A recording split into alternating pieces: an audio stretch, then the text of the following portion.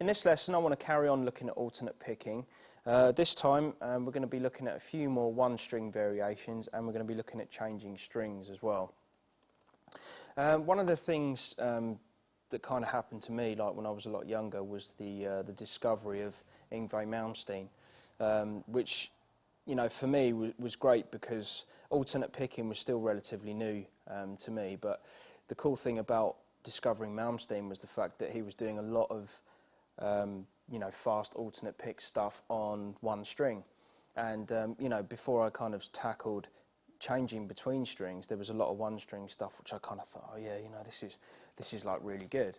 And I'm going to play one of the examples that you know, really helped me just get my picking synced up between my left and right hand. And this is all like one string. It's all going to be on the high E string, and it's all going to be that sort of like Malmsteen-esque style picking. But I just believed that it was a really good place for me to start with really fast alternate picking before, you know, worrying about changing between strings and stuff like that. So the first exercise I want to take a look at is going to be this.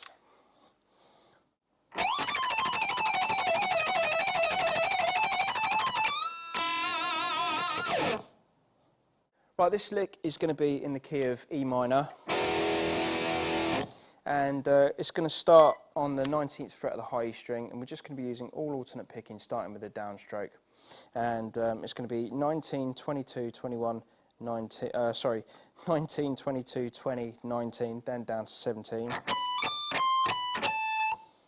Then 20, 19, 17, 15, 19, 17, 15, 14. Then 17, 15, 14, 12. And then 15, 14, 12, 11. Then you're just going to alternate between 12, 14, 15, and 11, 12, and 14, and then basically back up. And then bend the 22nd fret on the high E string up a whole step. Okay, so at a slow tempo you should have this.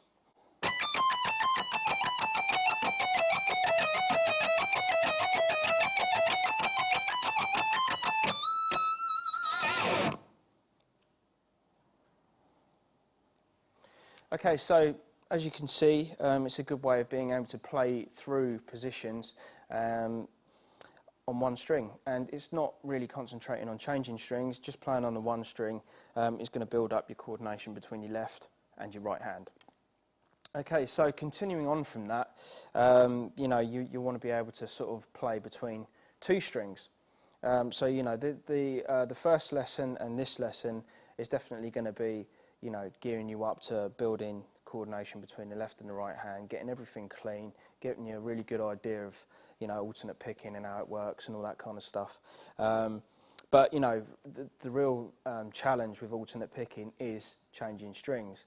I mean, you know, you can take like just a basic 6-note pattern.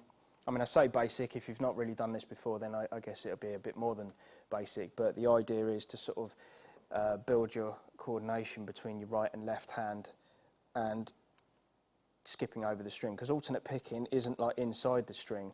The pick has to travel a greater distance over the next string to then pick up. So I mean, a good example of that is just to play this. So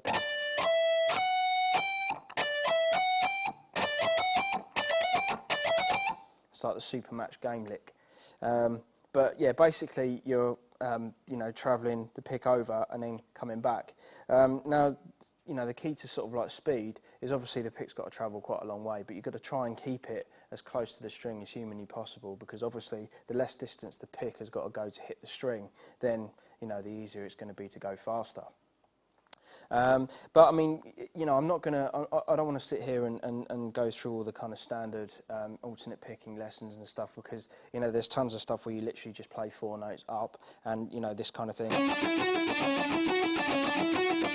You know, which, you know, in reality is quite a difficult lick in itself. And to be honest, I've not really ever found an application where I've wanted to just use those 4 notes in that example. I mean, if I was going to play that, then I find adding a 5th note makes the pattern a lot easier. So, you know, you'd end up with, or make a 6-note sequence.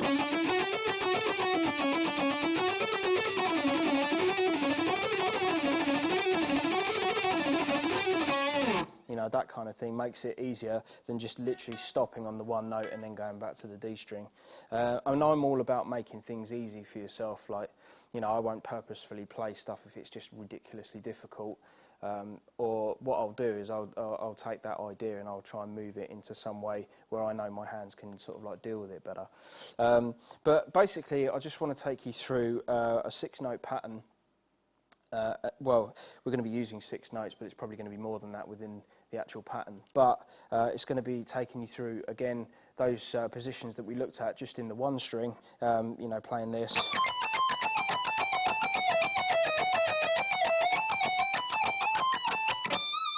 But it's going to be using the B string notes that are relative to that as well. So let me play through the pattern for you and then we'll break it down. Here it is.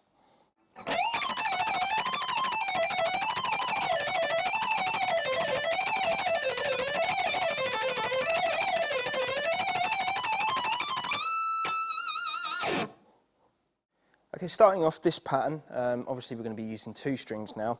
We're starting on the 22nd fret on the high E string, starting with a downstroke and playing 22, 20, 19 on the high E. Then with an upstroke, moving to the B string. So the reason why you're using an upstroke is because the last pick stroke that you play on the high E string is with a downstroke. So by its nature being alternate picking, because you're alternating between the two, whatever you did last time, you're going to do the next time. Sorry, whatever you did the last time, you're going to do the opposite. That's what I mean. Okay, so 22, 20, 19 on the high E string, finishing on 19 with a downstroke, taking you to the 22nd fret on the B string with an upstroke. Okay, then you've got down and up on 20 and then 19 on the B. So. Okay, then we're going to play 22, 20, 19, 20, 22 again on the B. So then to finish off the pattern, which is going to be the same pattern throughout all of these scale shapes, it's going to be 19, 20, 22, 20, 19 on the high E. Okay, so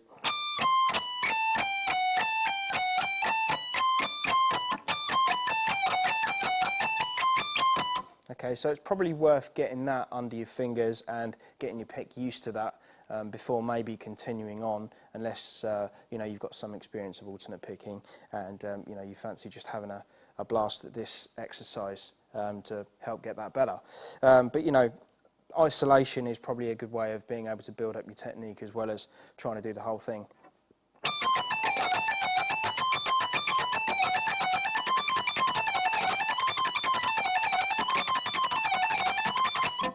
Okay, so once you've got that down, then you can move it.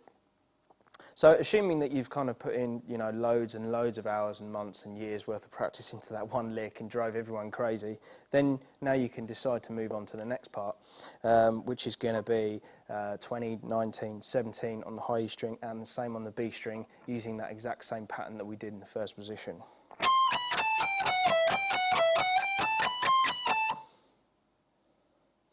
Okay, then after that we're going to move to the 19th fret of the high E, 19, 17, 15 on the high E, same on the B string.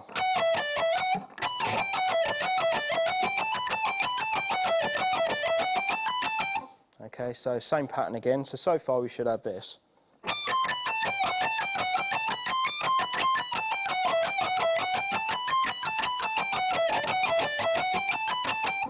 Okay, then moving to the 17th fret of the high E string, 17, 15, 14 on the high E, and then the notes change a little bit. You've got 17, 15 and then 13 on the B string. So using the same pattern should look like this.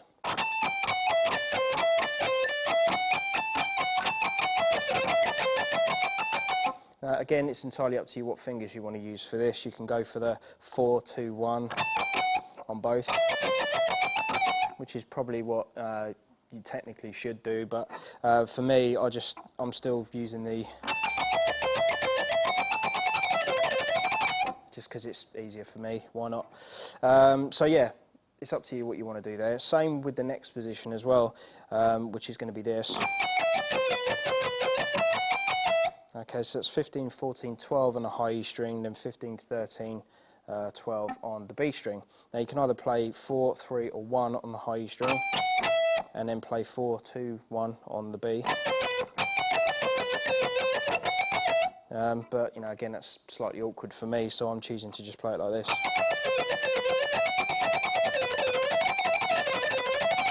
Okay, so as you can see, it's easier for me to just do that. And the last position before going back up again is going to be 14, 12, 10 on the high E string, then 13, 12, 10 on the B. So using the same pattern. Okay, so far in descending, it's going to look like this.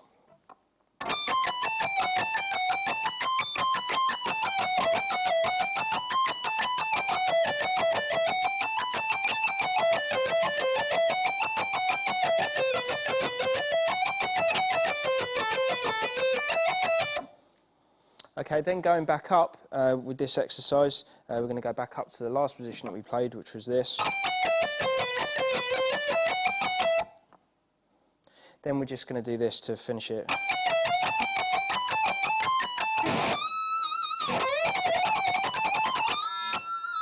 Okay, so you're going back to the one string method again that we looked at previously. Okay, so the whole thing slow should look like this.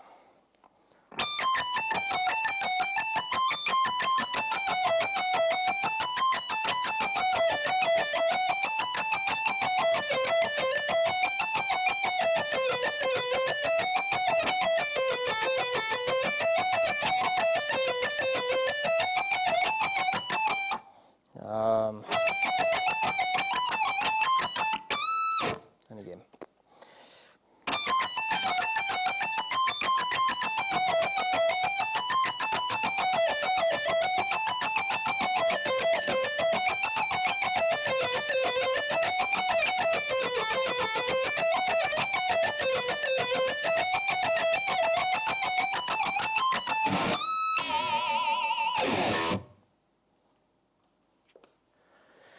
Okay, well, to finish off this lesson, a good thing to do is to start creating combinations between the different things. So you can actually, you know, do the single note version of that lick that we looked at, and then you could break into the two note or two string version that we did. And basically what you're starting to do now is not only are you working on left and right hand coordination, you're also building stamina, which is something that's really important with playing guitar, because if you want to do some of these, you know, really fast licks that kind of seem to go on forever, you're going to need to build a certain amount of stamina within your left and right hands to be able to do that. So a good way of being able to do that is to practice stuff like this, but maybe try and play these techniques back to back. So what I'm going to try and do for you now on camera is to see if I can play these two licks one after the other. Here it is.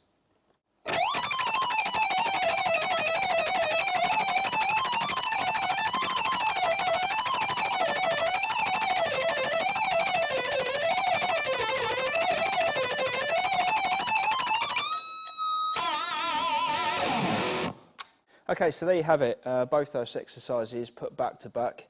I mean, I know, you know, we sort of started, you know, fairly simple, but the nature of alternate picking, it does kind of turn into scary pretty quickly once you know, really get used to the technique. So yeah, combining those two together, as you can see, it's going to be really good for coordination between the left and right hand, and good for building stamina as well. You know, we're going to be delving way more into alternate picking with the next few lessons, so I'll see you in the next lesson.